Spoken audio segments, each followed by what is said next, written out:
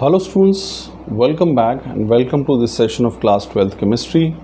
और हम लोग आज इस चैप्टर का केमिकल काइनेटिक्स का लास्ट टॉपिक जो है स्टडी करेंगे। और लास्ट टॉपिक हमारा है integrated rate equation of various order reactions.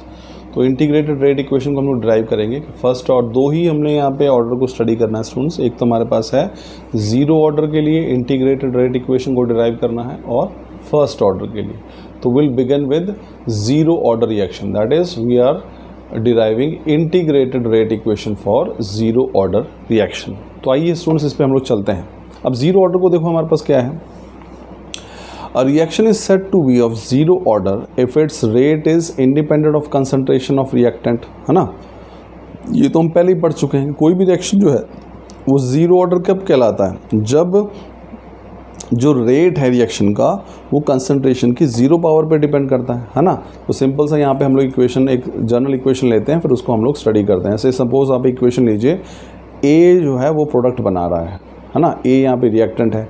अगर ये reaction if it is of zero order, अगर ये ज़ीरो ऑर्डर रिएक्शन है, उस केस में हमारे पास क्या हो जाएगा, रेट ऑफ रिएक्शन, जिसको हम कैसे लिखते हैं, माइनस dA/dt किसके बराबर हो जाएगा, K इंटू A⁻⁴।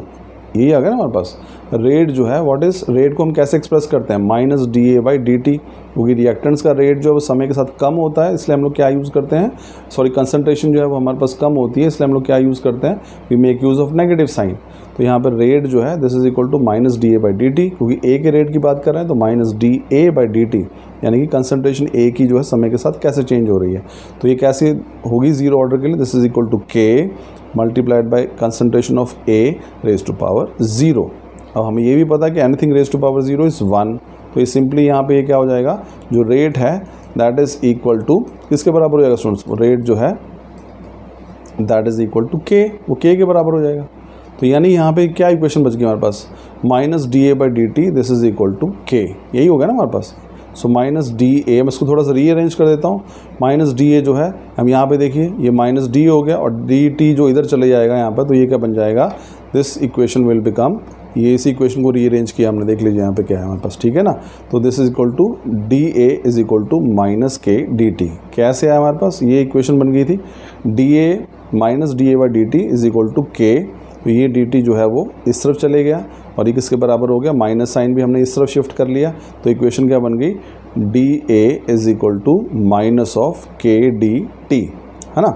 ये इक्वेशन हमारे पास आ गई ज़ीरो उसके ऑर्डर के लिए। अब हम क्या करना है, जो इक्वेशन हमारे पास आई है that is dA is equal to minus K dt, हम इस इक्वेशन को करेंगे इंटीग्रेट करेंगे बोथ साइड्स। और इंटीग्रेटिंग बोथ साइड्स, तो हमारे पास dA के लिए जब इंटीग्रेशन करेंगे तो हमारे पास क्या आएगा, A, और K कांस्टेंट है तो वो बाहर आ जाएगा माइनस साइन के साथ, और dt की इंटीग्रेशन क्या आएगी, T, and of course plus integration constant I।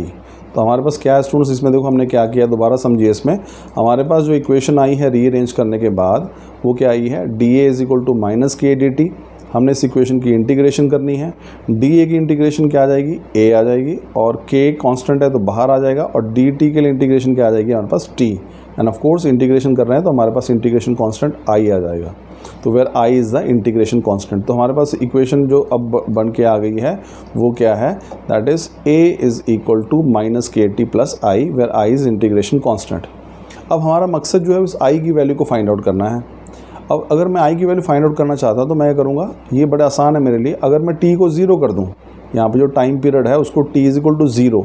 T0 का मतलब है जब ये रिएक्शन स्टार्ट भी नहीं हुआ था, उस समय जो कंसंट्रेशन A थी वो क्या थी, दैट कंसंट्रेशन ऑफ A जो है that is equal to A0, concentration A0। ये A0 क्या है, दिस इज इनिशियल कंसंट्रेशन। शुरू में जब रिएक्शन स्टार्ट भी नहीं हुआ था उस समय जो कंसंट्रेशन थी वो क्या थी, A0। A0 means initial concentration, है ना। तो A0 थी, यानी कि जब समय T0 था, जब रिएक्शन स्टार्ट भी नहीं हुआ था, उस समय जो कंसंट्रेशन A की क्या थी, वो A0 थी।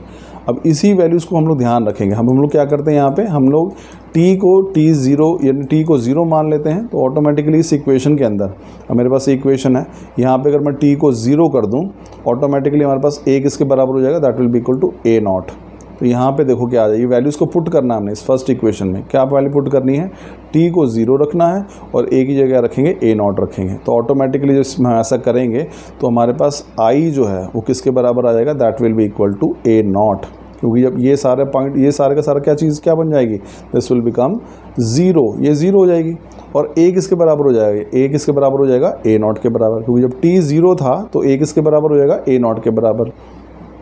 तो यहाँ पे हम लोग इंटीग्रेशन कांस्टेंट की वैल्यू फाइंड आउट करने के लिए क्या करेंगे, हम t को 0 कर देंगे। इस इक्वेशन में t को 0 किया तो पूरा का पूरा ये जो फैक्टर है ये 0 हो जाएगा। और t अगर 0 करेंगे उस समय a की कंसंट्रेशन किसके बराबर थी, that is equal to a nought. तो यहाँ पे a नॉट आ जाएगा और ये पूरा फैक्टर हट जाएगा, i किसके बराबर आ जाएगा, a नॉट जो है that becomes equal to i। तो हमारे पास i की वैल्यू आ गई। अब हम क्या करेंगे, ये जो इक्वेशन हमारे पास पहले है, इसी इक्वेशन के अंदर हम लोग जो है i की वैल्यू पुट करेंगे। i किसके बराबर है, i is equal to a nought, where a nought is initial concentration. अब यहाँ पे i की जगह हमने क्या रखना है, बस हमने a नॉट रखना है और इस इक्वेशन को हम लोग रीअरेंज करेंगे, है ना। तो इसी इक्वेशन में हम लोग देखेंगे हमने क्या किया है, सिंपली कुछ नहीं किया हमने, हमारे पास रिलेशन क्या था, a is equal to minus of K T, और यहाँ पे क्या था, i था, i की जगह पे हमें क्या रखेंगे, हमने पता किया i is equal to a nought. तो इसी इक्वेशन को अगर आप रीअरेंज करेंगे, this is equal to K T जो है this is equal to a not minus of a। तो k क्या है यहाँ पे, वेलोसिटी कांस्टेंट, t हमारे पास क्या है, टेम्परेचर, है ना, और a नॉट क्या है, इनिशियल कंसंट्रेशन, और a क्या है, कंसंट्रेशन एट टाइम t। तो इसी को अगर मैं अरेंज करता हूँ पूरा स्टूडेंट से, तो ये क्या रिलेशन आ जाएगा, k that is velocity constant is equal to initial concentration minus concentration at time t divided by t। तो ये हमारे पास जो है ज़ीरो ऑर्डर रिएक्शन के लिए जो है इंटीग्रेटेड रेट इक्वेशन आएगी। सो दिस इज, अगर आपसे पूछें what is the integrated rate equation for zero order reaction, तो answer should be this is k is equal to a not minus a divided by t। अब ये zero order reaction है students, हम इसके कुछ कैरेक्टरिस्टिक्स जो हैं वो स्टडी करके देखते हैं कि ज़ीरो ऑर्डर रिएक्शन की पहचान कैसे होगी, क्या क्या कैरेक्टरिस्टिक्स हैं इंपॉर्टेंट हमारे पास, ठीक है ना। तो सम इंपॉर्टेंट कैरेक्टरिस्टिक्स देखिए हमारे पास क्या है, for any zero order reaction must ओबे इक्वेशन सेकंड। तो इक्वेशन हमारे पास अगर आपको ध्यान है तो वो हमने पढ़ा था ना, भी क्या है, k जो है that is equal to a not minus a divided by t। तो वो रिएक्शन अगर ज़ीरो ऑर्डर होगा तो वो उस इक्वेशन को हमेशा फॉलो करेगा। अब इक्वेशन जो है, जो हमारे पास k is equal to a not minus a divided by t, ये एक्चुअली एक स्ट्रेट लाइन की इक्वेशन को रिप्रेजेंट कर रही है, y is equal to mxc। तो यानी अगर हम प्लॉट करें यहाँ पे a और t के बीच में, that is concentration of a, यहाँ पे a मान लीजिए a की कंसंट्रेशन और टाइम के बीच में अगर हम प्लॉट करेंगे तो we get a straight line जिसका स्लोप किसके बराबर होगा, slope will be equal to minus k, और इंटरसेप्ट जो है that will be equal to a nought के बराबर होगा। यहाँ पे जो कंसंट्रेशन है इनिशियल वो हमारे पास क्या है, 0 है ना।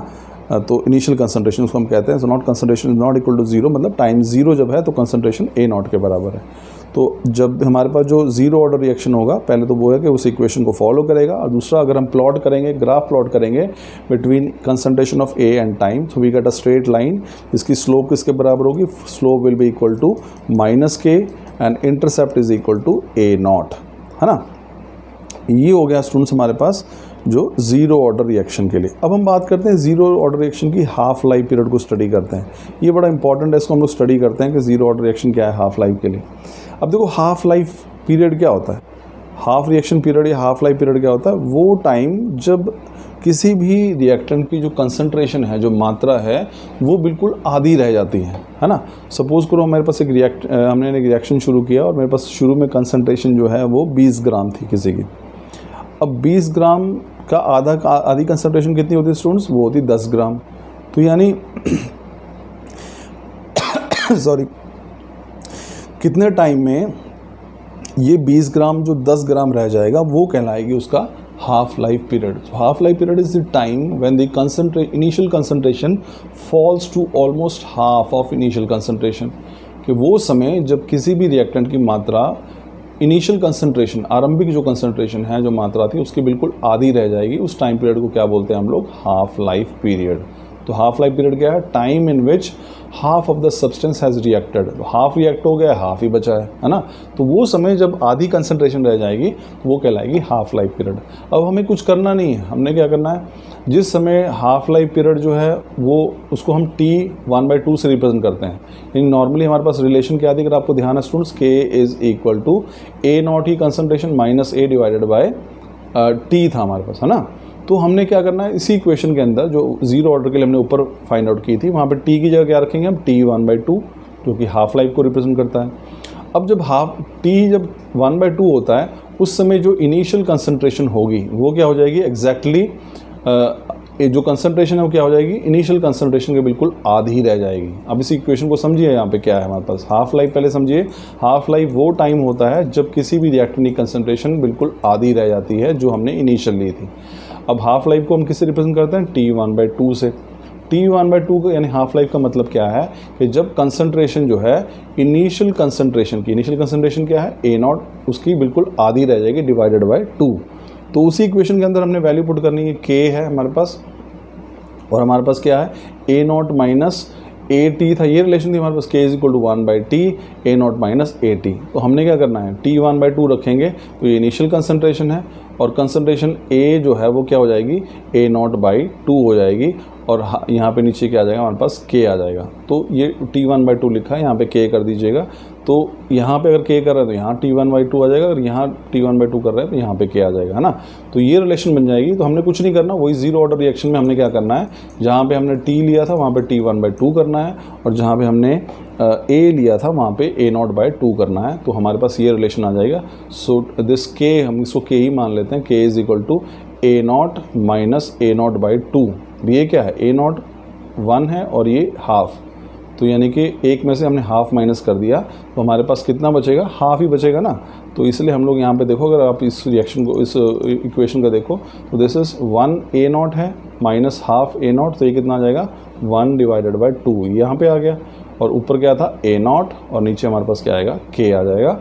तो this is the equation for half life period of zero order reaction, that is t1/2 = initial concentration divided by 2 into rate constant. तो ये ध्यान रखिएगा, this is the half life period of zero order reaction. I am sure students आपको समझ में आया होगा। Thank you.